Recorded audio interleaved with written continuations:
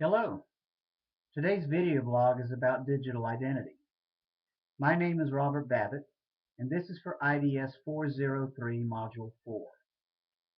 For the next few minutes, I will give you a little background about my relationship with technology, how social media affects me, how I use the internet, and my thoughts on Sherry Turkle's video, Connected But Alone.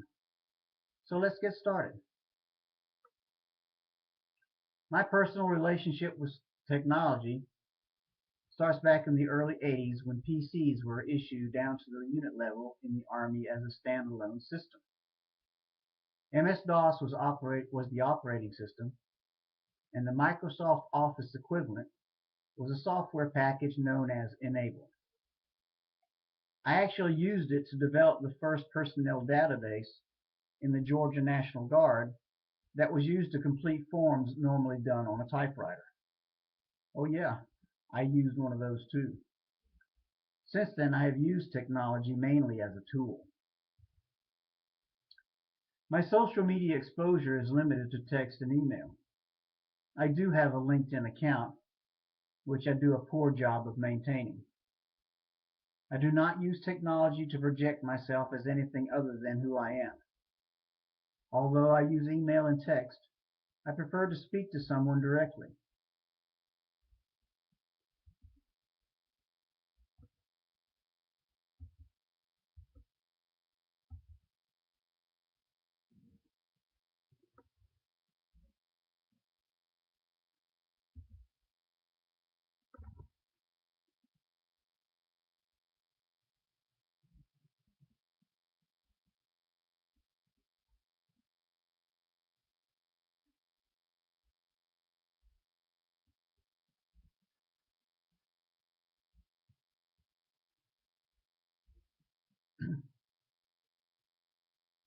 Too many times the intent of a text or email can be misunderstood, and this can be particularly troubling in a business environment.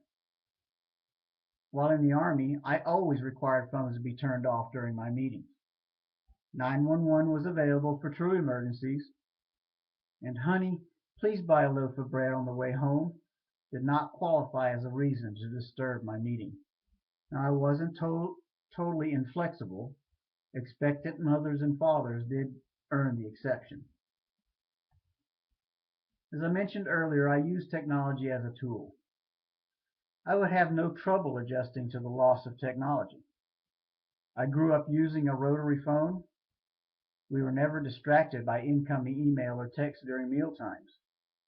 When I first joined the Army, I learned how to manually calculate the mathematical requirements for an artillery round to hit a target within 50 meters, 10 miles away. Today, computers do this. Young soldiers have no idea the effects weather, wind speed, and wind direction have on a 50-pound projectile traveling 10 miles. A lack of technology would inhibit my research capabilities, but not stop it. Although research data is no longer at my fingertips, I know how to go to the library and use a card file to find what I need. It just takes more time.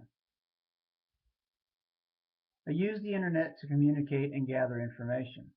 I email and text, and in the 80s I even did a little chatting. The internet does provide flexibility in learning. Attending college online allows me to work and at the same time gain the knowledge needed for future advancement.